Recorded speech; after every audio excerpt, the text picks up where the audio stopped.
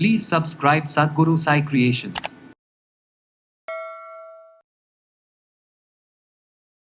உங்களுக்கு emergency operation இல்லை ஏதாவது தேவைப்படுது, இல்லை ரொம்ப லோவாகிடுச்சின்னு ஏற்றுறாங்க பார்த்தீங்களா? எப்படிப்பா இவ்வளோ 4-5 நாளில் முடியும், இல்லை எப்படி ஒரு 15 டேஸில் இவ்வளோ இன்க்ரீஸ் பண்ண முடியும்? விட்டிலிகோ ப்ராப்ளம் இருக்கு இல்லையா, வெண்புள்ளி இருக்காங்க இல்லையா, அவங்கெல்லாம் அவசியம் எடுத்துக்க வேண்டிய இப்படி ரெகுலராக 48 நாள் எடுத்து பாருங்கள். நீங்கள் உங்கள் உடம்பு கல் போல் மின்னுவதை கண்கூடாக பார்க்கலாம். ரத்தம் சீக்கிரம் கடன்னு ஏறும். இதை எடுத்தாலே போதும், ரத்தம் சுண்டுனா அப்படி வரும் பார்த்திங்கன்னா, பல பலன்னு கண்ணு நல்லாயிருக்கும், முடி நல்லாயிருக்கும், ஹார்ட் நல்லாயிருக்கும். இதை மட்டுமே செய்தாலே போதும். அது உணவாக எப்படி வேணாலும் உள்ளுக்கு தள்ளுங்க, உடம்புக்குள்ளே போகணும். உள்ளே போணுச்சுன்னாக்கா ஃபுல்லாக ரத்தம் நன்றாக இருக்கும்.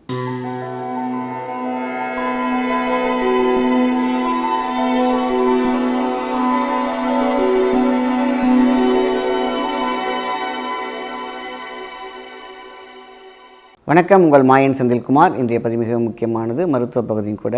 இன்றைக்கி பார்த்திங்கன்னா ஹீமோகுளோபின் பார்த்திங்கன்னா எனக்கு ரொம்ப கம்மியாக இருக்குது. இந்த ஹீமோகுளோபின் ஏறவே இல்லை, எனக்கு 8 தான் இருக்குது, 7 தான் இருக்குது அப்படின்னு சொல்கிறவங்களுக்குலாம் இன்றைக்கி வரப்பிரசாதமான ஒரு டிப்ஸ் தான்.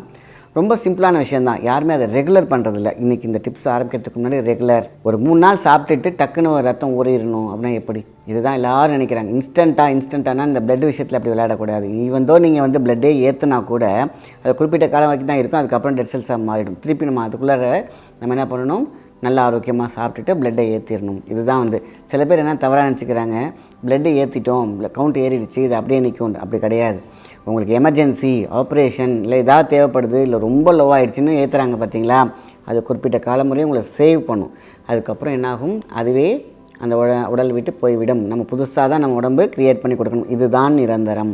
ஸோ இந்த நிரந்தரமான விஷயத்தில் ஒரு தாரகை மந்திரம் இருக்கிறது. அதுதான் சுண்டைக்காய். சுண்டைக்காவை பச்சையாக நீங்கள் தண்ணியில் கரைச்சி சாப்பிட்டு பாருங்கள். அது கொஞ்சம் கஷ்டமாக தான் இருக்கும், ஆனால் ரொம்பவும் கசக்காது.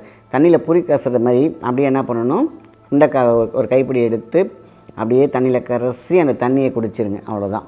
நல்லா கரைச்சிடுங்க. இல்லை கரைக்கிறதுக்கு எனக்கு கஷ்டமாக இருக்குது அப்படின்னாக்கா, அதை அப்படியே ஒரு அதிகபட்சமாக காலையில் எடுக்கிறீங்க அப்படின்னா ஒரு 5-6 சுண்டைக்காய் போதும். நல்லா ஒரு டம்ளர் தண்ணியில் போட்டு மிக்சியில் நல்லா அடித்து அப்படியே குடிச்சிருங்க. 4-5 நாளில் இம்ப்ரூவ்மெண்ட் கிடைக்கும். இமீடியட்டாக ஹீமோகுளோபின் ரைஸ் பண்ணணுன்னா சுண்டைக்காய் மட்டும்தான். வேணால் நீங்கள் ட்ரை பண்ணி பார்க்கலாம். ஏன்னா எத்தனையோ பேர் ட்ரை பண்ணி பார்த்துட்டு, அப்பா எப்படிப்பா இவ்வளோ 4-5 நாளில் முடியும், இல்லை எப்படி ஒரு 15 டேஸில் இவ்வளோ இன்க்ரீஸ் பண்ண முடியும்? 4-5 நாள்லேயே உங்களுக்கு நல்ல ஒர்க் அவுட் தெரியும். அது அப்படியே 15 டேஸில் நல்ல அளவில் அவங்க ஹீமோகுளோபின் அப்படியே இன்க்ரீஸ் ஆகிறத கண்கூடாக பார்க்கலாம் இந்த சுண்டைக்காயில். அடுத்தது, ஒரு நாளைக்கு 10 டேட்ஸ். சார் எப்படி சார் 10 டேட்ஸ் சாப்பிட்றது? கணக்கு இருக்குது. ஸோ இன்றைக்கி விட்டிலிகோ ப்ராப்ளம் இருக்கு இல்லையா, வெண்புள்ளி இருக்காங்க இல்லையா, அவங்கெல்லாம் அவசியம் எடுத்துக்க வேண்டிய இந்த உணவு முறையில் இது முக்கியம். வெண்புள்ளி இருக்கிறவங்க பெரிய பெரிய மருந்தெல்லாம் கூட எடுக்க தேவையில்லை. ஒரு நாளைக்கு 10 கருப்பு பெரிச்சம்பழம் எடுத்தாலே போதுமான விஷயம். ரத்தம் குறைவாக இருக்கவங்களுக்கு இதுதான். எதுக்காக நான் இதையும் சேர்த்து சொல்கிறேன் அப்படின்னாக்கா, இது அவங்க வாயிலாக போணுச்சுன்னா ஒரு மெசேஜ், காலையில் 2, மதியம் 2, ஈவினிங் 2, நைட் 2, முடிஞ்சு போச்சா 10. நீங்கள் ஏன் 10 சாப்பிட்டா திகட்டி போயிடாதா சார், சாப்பிட முடியுமா சார் ஏன் கேட்குறோம்? ஸோ எடுத்து வச்சுக்கிறோம், வெளியில் போகிறோமா ஒரு பேக்கில் வச்சுக்கோங்க. நல்ல கருப்பு டேட்ஸ் கிடைக்கிது இன்றைக்கெல்லாம். அழகாக எடுத்து காலையில் 2, முடிஞ்சு போச்சா, மதியம் 2, ஈவினிங் 2, நைட் 2. இப்படி ரெகுலராக 48 நாள் எடுத்து பாருங்கள். நீங்கள் உங்கள் உடம்பு கல் போல் மின்னுவதை கண்கூடாக பார்க்கலாம். ரத்தம் சீக்கிரம் கடன்னு ஏறும். இந்த சுண்டைக்காவையும் சேர்த்துக்கொள்ளுங்கள், மிக முக்கியம். 2வது, கருப்பு திராட்சை. இமீடியட்டாக ஹாஸ்பிட்டலில் ப்ராப்ளம் இருக்குது, நான் என்ன பண்ணுறது, நான் ஏற்றி ஆகணுமேனா, இதெல்லாம் எடுத்துக்கிட்டு கருப்பு திராட்சையை ஒரு கைப்படி நைட்டே ஊற வச்சிடணும். ஊற வச்சுட்டு காலையில் எழுந்திரிச்ச உடனே ப்ரஷ் பண்ணிவிட்டு அந்த தண்ணியை குடிச்சிடணும்.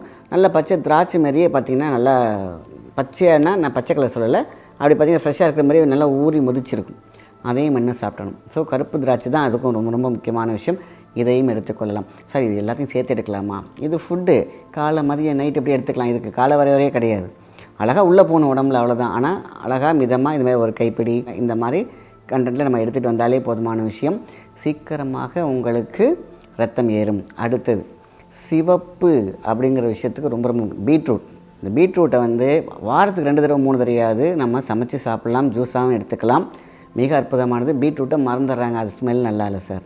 சார் அது மாதிரி பார்க்கவே பயமாக இருக்குது சார். உடம்புக்கு மிளிர்கின்ற ரத்தம் இருக்கிறது, குருதி இருக்கிறதுனா குருதி பீடை விலகும். ரத்த சோகை, ரத்தத்தில் இருக்கக்கூடிய வியாதிகள் எல்லாமே குருதி பீடை அப்படிம்பாங்க. ஸோ குருதிகள் பீடை வந்துச்சுன்னா, ரத்த சுகரில் வந்தாலும் குருதி பீடை தான், கேன்சர் வந்தாலும் குருதி பீடை தான். இந்த பீடையை உடைக்கக்கூடிய சக்தி இந்த பீட்ரூட்டுக்கு உண்டு. அடியோடு அப்படி எடுக்கும். ஸோ ஸோ இது ரொம்ப ரொம்ப முக்கியமான விஷயம், ரத்தத்தை இருக்குது. அடுத்தது வந்து சிவப்பில் என்ன இருக்குது, இந்த கீரை விற்கிறாங்க இல்லையா, அவங்கள்ட்ட நம்ம சொன்னாலே போதும், சிவப்பு தண்டு கீரை. நீங்கள் அதை சமைச்சு பார்த்தீங்கன்னாக்கா ஒரு 4-5 நாள் சமைச்சு பார்த்தீங்கன்னா சும்மா தக்கன்னு அப்படியே உடம்புல ரத்தம் இளரும். சிவப்பு தண்டு கீரை அவ்வளோ சத்து இருக்கிறதுல, அவ்வளோ போஷாக்கு இருக்குது. இதெல்லாம் சிவப்பு தண்டுக்கீரை. இதெல்லாம் நான் இன்றைக்கி உணவாகவே சொல்லி கொண்டிருக்கிறேன். இதை எடுத்தாலே போதும். இதெல்லாம் தாண்டி செம்பருத்தி ஜூஸ், அழகாக கொதிக்கிற தண்ணி, நல்லா கொதிக்குது தண்ணி, அதை பத்திரமா ஹேண்டில் பண்ணணும், கையில் ஒத்திக்கக்கூடாது. 4-5 செம்பருத்தி பூ இருக்குது பார்த்திங்களா, அந்த மகந்தத்தை எடுத்துகிட்டு சும்மா துணி அலசுகிற மாதிரி அலசுனீங்கன்னா அது சாரெல்லாம் அதில் கொட்டிடும். அதில் நைட்டாக நாட்டு சக்கரை மிக்ஸ் பண்ணி சாப்பிட்டு பாருங்கள். சுகர் பேஷண்ட் சார் வேணாம், சும்மாவே குடிங்க, ஓகேவா? இது அற்புதமாக, இதை எடுத்தாலே போதும்.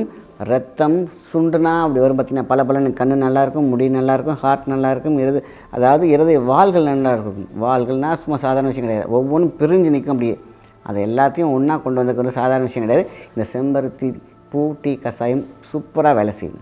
ஹார்ட்டுக்கு அவ்வளோ நல்லது, துடிப்புக்கு அவ்வளோ நல்லது, துடிப்பான ரத்தத்துக்கு அவ்வளோ நல்லது. ஸோ இது போதும். இதுவே வந்து பார்த்திங்கன்னா பல நல்ல விஷயங்கள் கொடுக்கும். ரத்தம் மிளிர வைக்கும். ரத்தம் வந்து பலன்னு இருக்கும், ஆரோக்கியமாக இருக்கும். ரத்தத்தில் எனக்கு வந்து டாக்ஸின் ஏறிடுச்சு சார், ரத்தசாலி ரைஸ். நீங்கள் போய் கடையில் போய் கேட்டிங்கன்னா, ஆர்கானிக் கடையில் ரத்தசாலி, அதுவும் சூப்பராக ரத்தத்துக்குனே ஒரு பயிர் வந்து பண்ணி வைக்கிறாங்க அப்படின்னாக்கா, அரிசியாக இருக்குனாக்கா ரத்தசாலி ரைஸ். ரத்தசாலி அரிசியில் பொங்கல், உப்புமா, என்னென்ன கஞ்சி என்ன செய்யணுமோ செய்யலாம். ரத்தம் இல்லை, அதே ரத்தம் இருந்தால் தான் இல்லை. குழந்தைங்களுக்குலாம் அதை பண்ணி கொடுங்க, நல்ல மெமரி, நல்ல ஸ்ட்ரென்த்து, போனில் வந்து அவ்வளோ ஒரு ஸ்ட்ரென்த் இருக்கும். ஸோ ரத்தம் ஒன்றை மட்டுமே நம்ம பளபளப்பாக நீரோடையாக தெளிந்த நீரோடையாக வைத்திருந்தால் எந்த நோயுமே கிடையாது. இப்போ ரத்தசாலி ரைஸ்னால் நீங்கள் கேட்டுக்கவே மாட்டாங்க நிறைய பேர். எப்பா ரத்தசாலிக்குன்னு ஒரு ரத்தசாலின்னு ஒரு அரிசி இருக்கா? எத்தனை ரகம் இருக்கிறது. நம்மெல்லாம் எல்லாத்தையும் விட்டு வெறும் கெமிக்கலோட சாப்பிட்டுட்டு இருக்கிறது தான் எல்லாத்துக்கும் தெரியும். நீங்கள் உட்காந்து நெட்டில் உட்காந்து அரிசியின் வகைகள்னு போட்டு பாருங்கள், மிரண்டு போயிடுவீங்க அப்படியே. அத்தனை இருக்கிறது. கருப்பு கவுனி இருக்குது, கோதுமை சம்பா இருக்குது, எத்தனை வெரைட்டி இருக்குது, தும்பை மல்லி, இன்னும் வரிசையாக வச்சுருக்காங்க. அத்தனையுமே பாரம்பரிய அரிசி. அந்த பாரம்பரிய அரிசியில் ரத்தசாலி அரிசியும் வருகிறது. அதுதான் உடலுக்கு நல்லது, ரத்தத்திற்கு அப்படியே டக்குன்னு ஹீமோகுளோபின் ஏறும். ஸோ இதை மட்டுமே செய்தாலே போதும். அது உணவாக எப்படி வேணாலும் உள்ளுக்கு தள்ளுங்க, உடம்புக்குள்ளே போகணும். உள்ளே போணுச்சுன்னாக்கா ஃபுல்லாக ரத்தம் நன்றாக இருக்கும். ஸோ புள்ள நல்லாயிருக்கும். நல்லா தெரிஞ்சுக்கோங்க.